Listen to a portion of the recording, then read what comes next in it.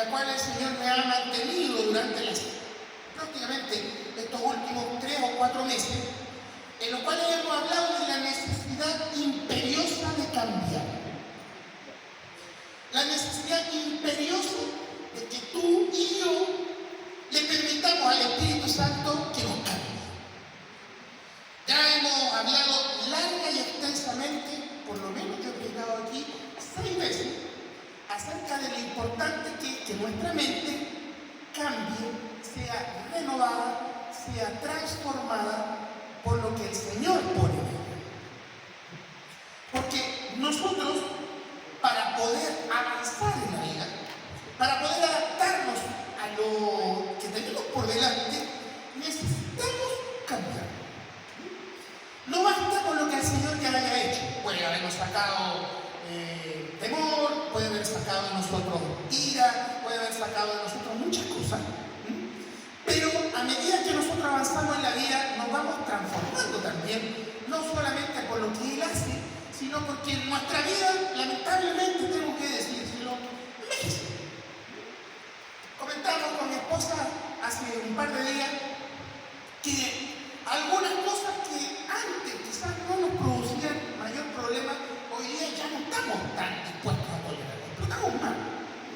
Y reflexionábamos, si nos preguntábamos, ¿es el amor que se está agotando? ¿Es de pronto el que yo me vaya poniendo más gordo, más feo, ya no me soporta?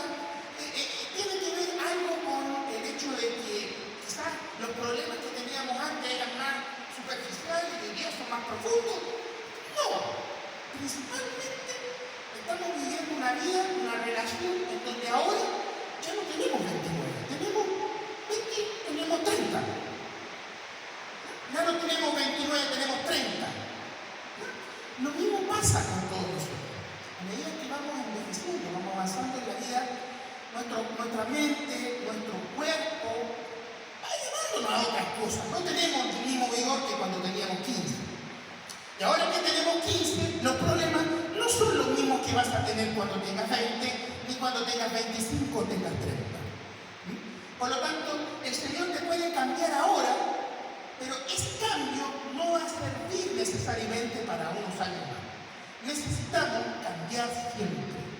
Necesitamos que el Señor ensanche la mente, necesitamos que el Señor cambie nuestra forma de pensar, nuestra forma de tomar decisiones. Para muestra un botón, todos nosotros nos damos cuenta que hoy las cosas no son cuando nosotros éramos chicos. A nosotros nos sorprende, ¿no es cierto?, que los niños se conformen con jugar solo con esto. Mientras nosotros, ¿no es cierto?, cuando chicos salíamos a la calle, compartíamos con otros niños, jugábamos con pelotas, con cuerdas, ¿no es cierto?, con barro, con tierra, con autitos chiquititos, y nosotros, ¿no es cierto?, para nosotros el mundo era eso. Hoy día los jóvenes disfrutan con otras cosas. Y nos ven a nosotros como si fuésemos dinosaurios en un museo cuando se enteran de la forma que nosotros jugamos en esa época. Estamos hablando de hace 10 años nomás, ¿no es cierto? No sé si dirán amén a eso, pero quiero ser respetuoso, ¿no es cierto?, con nuestra juventud. Entonces, cambiar es algo importante en nuestra vida. Es algo que tiene que ser una prioridad.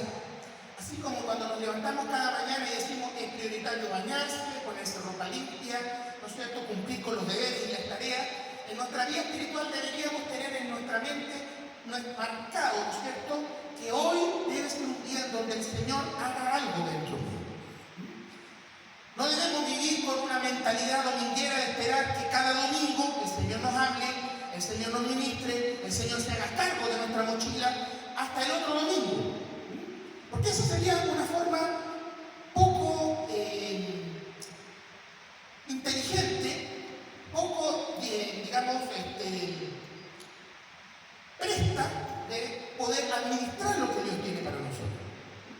Pensar de que Dios cada domingo, semana a semana, tiene algo para nosotros, evidentemente va a retardar muchísimo lo que el Señor puede hacer en nosotros. Necesitamos tenerlo presente cada día. Cada día nosotros tenemos que tener en cuenta estas cosas. Entonces, hoy día no vamos a hablar acerca de la necesidad del cambio, porque yo creo que ya quedó suficientemente claro. Y hoy día vamos a empezar una serie en donde nos vamos a poner ahora a alimentar de qué forma nosotros vamos a proceder a que nuestra vida cambie. ¿Cómo vamos a permitirle al Señor, de una forma u otra, que Él, ¿no es cierto?, permee nuestra vida de mayor manera y de esa forma, ¿no es cierto?, pueda ir ayudándonos a cambiar, que su palabra, que su presencia, que su Espíritu Santo, ¿no es cierto?, que está en nosotros, pueda ir permeando cada vez más nuestra vida de forma tal de que efectivamente veamos cómo cambia nuestra forma de pensar, nuestra forma de relacionarnos con Él. El libro de Nehemías, en el capítulo 8, cuenta una historia que tiene que ver con el título de esta palabra. Para los que son memoriosos, conocen la historia. Yo no había nacido, así que no es necesario que digan amén para que nos hayan pillado lo que vivían en esa época. La palabra Watergate está relacionada con un escándalo que sucedió en la presidencia de Richard Nixon en los Estados Unidos, que tiene que ver, ¿no es cierto?, con un tema de corrupción, pero que no tiene nada que ver con la palabra, ¿ya? Es un alcance, digamos, para llamar la atención. Watergate es la traducción en inglés de lo que vamos a leer ahora. Dice el libro de Nehemías en el capítulo 8, versículo 1, que se juntó todo el pueblo como un solo hombre en la plaza que está delante de la puerta de las aguas. Watergate es la puerta de las aguas en inglés. Lo dije bien, ¿no? Ustedes se están viendo ahí, lo pronuncié bien. Empezando a hacer predicaciones bilingües. Entonces, dijeron a Esdras el escriba que trajese el libro de la ley de Moisés, la cual Jehová había dado a Israel. Y el sacerdote Esdras trajo la ley delante de la congregación, así de hombres como de mujeres, y de todos los que podían entender, el primer día del mes séptimo. Y leyó en el libro delante de la plaza que está delante de la puerta de las aguas, desde el alba hasta el mediodía, en presencia de hombres y mujeres y de todos los que podían entender. Y los oídos de todo el pueblo estaban atentos al libro de la ley. Y el escriba Esdras estaba sobre un púlpito de madera que habían hecho para ello, y junto a él estaban Matatías, Sema, Anías, Urías, Hilcías y Maasías a su mano derecha, y a su mano izquierda Pedaías, Misael, Malquías, Azum, Asbadaná, Zacarías y Mesulam. Abrió pues Esdras el libro a ojos de todo el pueblo, porque estaba más alto que todo el pueblo, y cuando lo abrió, todo el pueblo estuvo atento. Bendijo entonces Esdras a Jehová, Dios grande, y todo el pueblo respondió: amén, amén, alzando sus manos, y se humillaron y adoraron a Jehová inclinados a tierra. Y los levitas Jesúa, Bani, Serebías, Jamín, Acub, Sabetai, Orías, Maasías, Kelita, Azarías, Josabel, Anán y Pelaía hacían entender al pueblo la ley, y el pueblo estaba atento en su lugar. Y leían en el libro de la ley de Dios claramente y ponían el sentido de modo que entendiesen la lectura. Vamos a llegar hasta ahí para poner un contexto hacia lo que viene después al final. Lo que nosotros estamos leyendo es la historia de un pueblo exiliado. Es la historia de un pueblo que había sido arrancado de raíz por Nabucodonosor. Varios años antes, por lo menos unos 70 años antes, había sido sacado de la tierra de Israel y habían sido llevados al exilio, a Mesopotamia. Y allá habían sido instruidos en la religión de ellos, habían sido, ¿no es cierto?, despojados de todos sus beneficios, y muchas de esas cosas nosotros las podemos encontrar en el libro de Daniel. El libro de Daniel relata cuáles eran las cosas que le sucedían a los israelitas en la tierra del exilio. Y en un determinado momento, Dios levanta a Nehemías y a Esdras para que guíen al pueblo de Israel de regreso a su tierra. Y ellos, cuando regresan, lo hacen con un pueblo que ha transitado, ¿no es cierto?, hacia una generación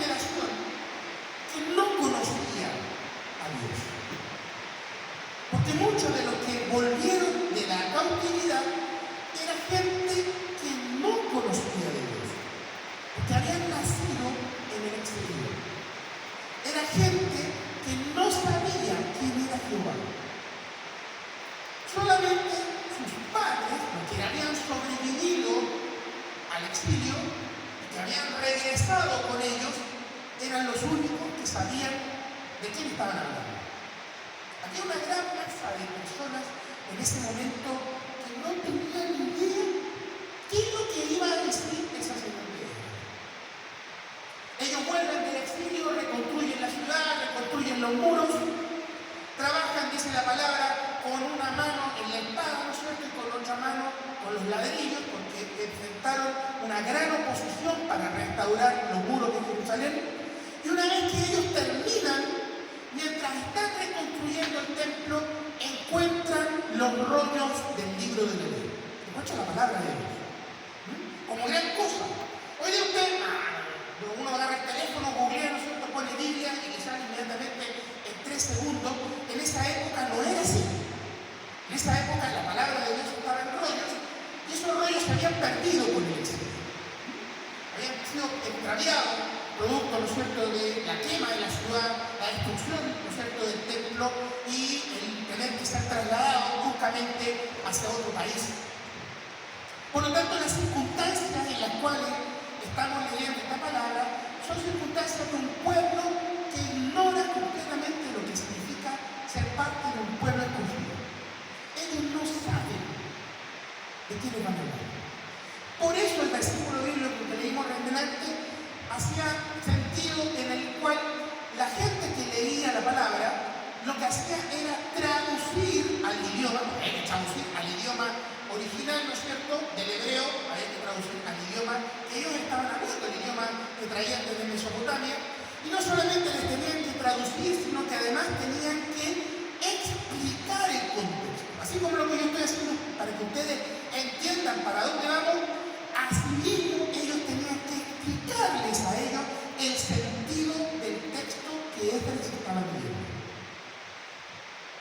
No era simplemente, mira, los mandamientos son estos, amarás al Señor tu Dios con todo tu corazón, sino que la lectura literal iba acompañada de una explicación, de un contexto, con el objetivo de que la gente que escuchara no solamente, como dice allí, pusiera atención, no estuviera pajareando, no estuviera haciendo otra cosa, sino que tenían los ojos puestos en el sacerdote, ávidos de recibir algo.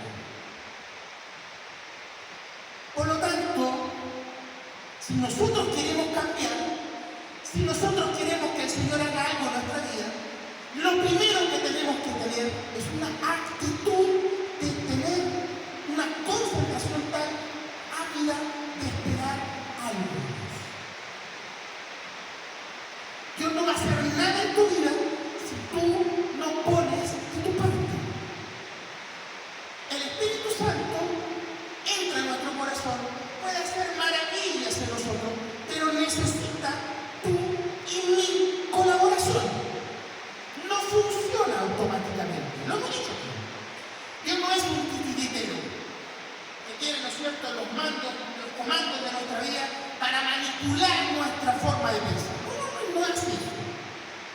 En el libro de Génesis enseña que desde un principio le dijo al hombre: tienes todo el huerto para ti, hay un árbol que no puedes comer. Él no quiso que el hombre estuviese en un ambiente protegido, en un ambiente controlado, en un ambiente manipulado. Él desde un principio le dijo al hombre: tú tienes la capacidad de escoger. La última palabra respecto a esto, respecto a ti, respecto a mí, dijo Dios, la tienes tú. Tú decides. Lo comentamos en algún momento. Para Dios es mucho más fácil sacar el árbol complicado, dejarlo con todos los árboles que podían comer y se ahorraba el pecado, se ahorraba la raya. No. Le quiso desde un principio dar al hombre la capacidad de escoger, la capacidad de tener la decisión. Como él debía llevarse la gloria, le dio al hombre la capacidad de escoger. Si nos obligaba a todos a obedecerlo, no se iba a llevar ninguna gloria. ¿Qué le iban a decir? Claro, ¿cómo no te van a obedecer? Si tú los tienes a todos obligados, protegidos, manipulados, obvio que todo el mundo te va a hacer caso. Pero Dios, en su gracia y su amor, Él prefirió que tú y yo tengamos la capacidad de escoger. Entonces, para poder recibir de parte de Dios, para poder encontrarse con Dios,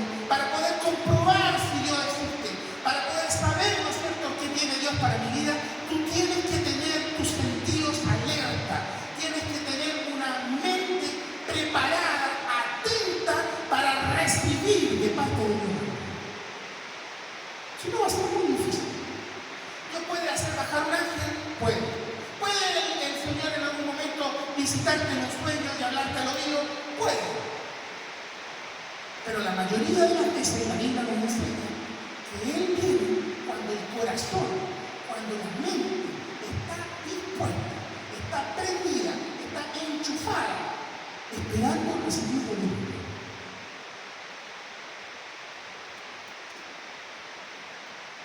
En los momentos más difíciles de nuestra vida, en los momentos más complejos, cuando nosotros nos estamos ahogando, dígame no que es verdad que tenemos la mente enchufada en lo que les parece. Porque no es todo. Si estamos contra la pared, no estamos a punto de morir, tenemos una enfermedad difícil, tenemos un hijo con problemas, tenemos, ¿no es cierto?, una circunstancia que no se resuelve. Ahí nosotros ponemos toda nuestra esperanza en Dios. Ahí nos doblamos de rodillas, ahí oramos con intensidad, ahí buscamos en la palabra respuesta. Pero esa misma hambre, esa misma sed, esa misma conexión tiene que ser día a día. Y ese es el cambio que me interesa. No tiene que ser algo que venga solamente empujado de domingo a domingo cada vez que el pastor predica y nos recuerda que tenemos que estar más activos con el tema de lo que el Señor quiere hacer a través de nosotros.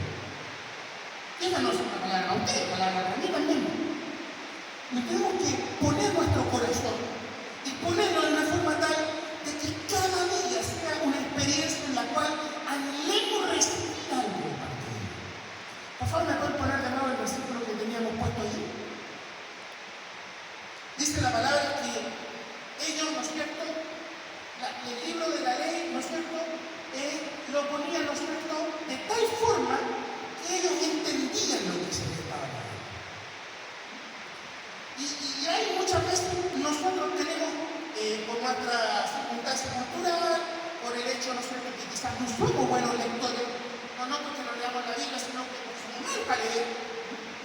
malos para leer, especialmente las generaciones de ahora, que no resisten leer más de 4 o 5 líneas, y le pregunto en la prueba, yo lo vivo, ¿no es cierto?, en el universitario donde hago clases, donde la prueba de selección para la universidad hoy día está estructurada de una forma en que las preguntas ya no son de tipo color del caballo blanco de Napoleón, como eran las que hacían cuando nosotros estudiábamos. Y nos preguntaban A, B, C, D, y ahí está la alternativa, sabe o no sabe. Las preguntas hoy día son preguntas en donde hay textos larguísimos, ¿ya? Y eso no solamente para lenguaje, en matemática, en ciencia, en historia, hay textos largos en los cuales uno tiene que leer y comprender lo que le están preguntando.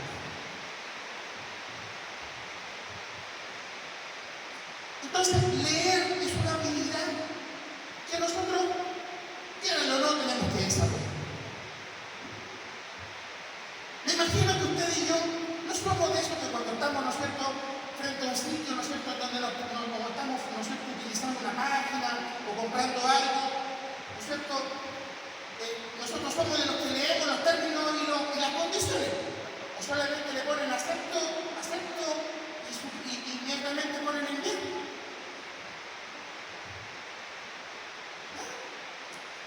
Porque muchas veces, por tiempo, por flojera, no queremos leer, y aceptamos, ya quiero comprar. Y nos dicen, bueno, me regalan su casa, me protejan su auto, a partir de ahora el banco es dueño de todo lo que tiene. No, mentira, eso no pasa, pero podrían hacerlo con la flojera de leer a veces nosotros caemos en esa espiral. Y esa espiral el Señor quiere terminarla, por lo menos con respecto a la Biblia. Quiere terminarla. De repente hay gente que dice, yo no entiendo la palabra, me cuesta, de repente, claro, entiendo ciertas partes, me gustaría saber más. Pero esto es como manejar, como los que están aprendiendo a conducir.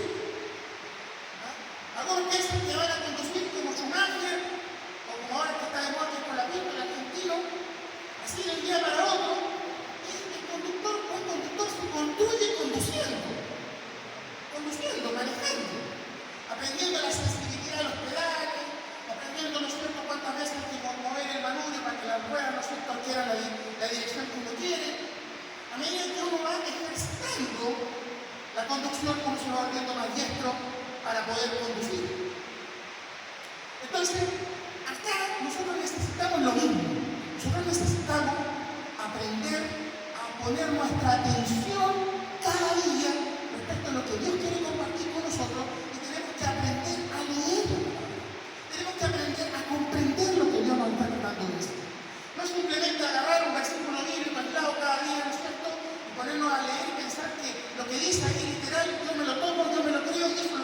para mi vida.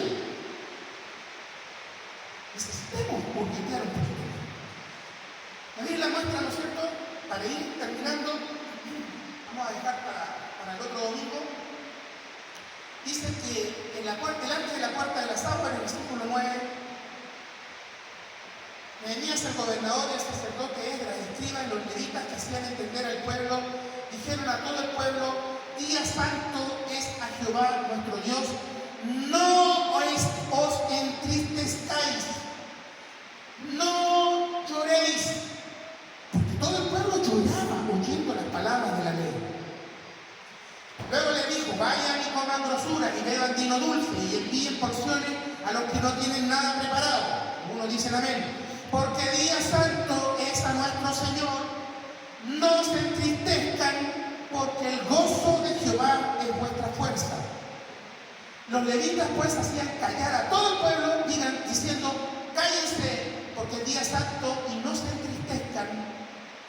Y todo el pueblo se fue a comer y a beber y a obsequiar porciones y a gozar de grande alegría, porque habían entendido las palabras que les habían enseñado.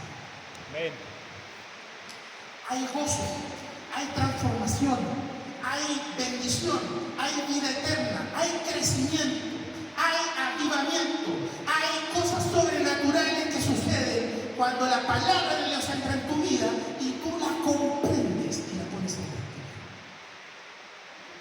Hay cosas extraordinarias que suceden cuando la palabra de Dios deja de ser simplemente una lectura, deja de ser simplemente un conjunto de palabras, deja de ser simplemente un rito, deja de ser simplemente algo que simplemente tiene como un adorno accesorio en tu vida y se transforma en algo que penetra tu corazón.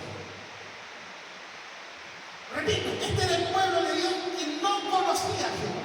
Este era el pueblo de Dios que no sabía nada acerca de la palabra.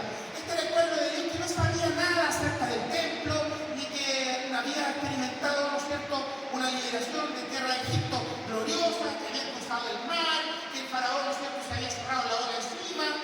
Nada de eso sabía. Pero ellos lloraron cuando en su corazón entendieron que tenían un Dios grande y poderoso que podía ayudarles, que los había traído de vuelta a casa y que tenía grandes bendiciones para ellos. Después de entender que ellos estaban allí parados escuchando esta palabra, saber de que se estaba cumpliendo la promesa de que Jehová iba a restaurar a Israel y ellos allí la estaban viviendo. Ellos no sabían hasta que llegaron allí, hasta que vieron los muros construidos, hasta que se dieron cuenta de lo que la palabra de Dios hablaba de ellos, de que Dios tenía un propósito, de que Dios tenía algo para ellos en ese momento. Y la clave fue tener los sentidos alerta. Hoy día no vamos a ir con eso. Hoy día no vamos a ir por tener nuestros sentidos alerta, nuestras mentes abiertas, nuestros corazones dispuestos, nuestros corazones hambrientos, sedientos de recibir algo de Dios. El primer gran avivamiento que hubo y que la Biblia describe fue este. El primer gran avivamiento de crecimiento en donde el pueblo se gozó, donde la palabra corrió, donde la gente se agolpó a la semana siguiente para escuchar la palabra de Dios, fue aquí. Por eso le pusimos este título, que simboliza quizás para el mundo un escándalo de corrupción, para nosotros va a significar el comienzo de una época en donde el Señor va a hacer grandes cosas en ti, en tu familia, en tu trabajo, en tu lugar de estudio, en donde quiera que vayas, el Señor te va a usar, el Señor va a hacer cosas grandes contigo, el Señor va a hacer de ti una nación grande. ¿Cuánto lo creen? ¿Cuánto lo creen? La palabra dice: lo pequeño, lo menospreciado, lo desechado, Dios para reforzar a lo fuerte. Eso lo dice la Biblia, no lo digo yo. Pero si usted no lo lee, si usted no lo estudia, si usted no lo internaliza, ahí va a quedar. Por eso es importante que empecemos a movilizar la palabra de Dios en nuestra vida, a través nuestro. Ya se van a enterar, ¿no es cierto?, cómo lo vamos a hacer como iglesia, pero a nivel personal yo lo desafío esta semana a que pueda sumergirse en las profundidades de la palabra de Dios y pueda hacer de su vida, de su familia, de lugar donde usted se encuentra, donde el Señor lo tenga colocado, usted puede hacer su propio waterway. Usted puede sentir que está allí, frente a la puerta de las aguas, atento y dispuesto para que el Señor haga algo contigo. Póngase de pie, vamos a orar. Este es el comienzo. Continuaremos prontamente con más. Nos pasó la hora, pero le damos gracias al Señor porque lo que Él compartió es el inicio de lo que el Señor quiere hacer en medio nuestro. Oremos al Señor, cierre sus ojos, no se distraiga y concéntrese en estos segundos, en esta oración. Amado Jesús, te damos gracias en esta mañana por la oportunidad que nos da de poder reflexionar en tu palabra. Te damos gracias, Señor, porque pones en nosotros el desafío de poder, Señor, tomar la palabra de Dios como algo muy importante.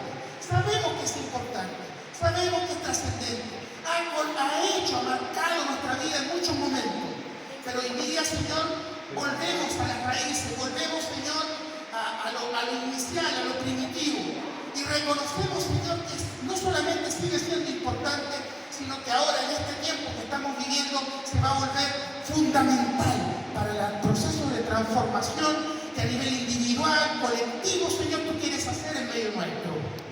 En esta mañana, Señor, queremos orar para que el fuego del Espíritu Santo, Señor, comience a producir un hambre, una sed sobrenatural, que cada uno de nosotros se levante cada día con un ánimo, Señor, con una necesidad de leer tu palabra, de alimentarse, Señor, de lo que tú quieres decirnos, de que no pase días, Señor, en que no reflexionemos como el pueblo de Israel, que no pensemos, Señor, como el pueblo de Israel, que no haya días, Señor, que pase en que recordemos que cuando nos juntamos como un solo hombre, cuando nos unimos, Señor, en un mismo espíritu, cuando tenemos un mismo propósito, Señor, allí desciende algo especial, allí desciende algo sobrenatural, allí desciende, Señor, tu poder, que comienza a expandirse a través de cada uno de nosotros y comienza, Señor, a producir transformación, comienza a producir cambio, nuestra mentalidad cambia, nuestra forma de pensar cambia, nuestras palabras cambian, nuestro espíritu, Señor,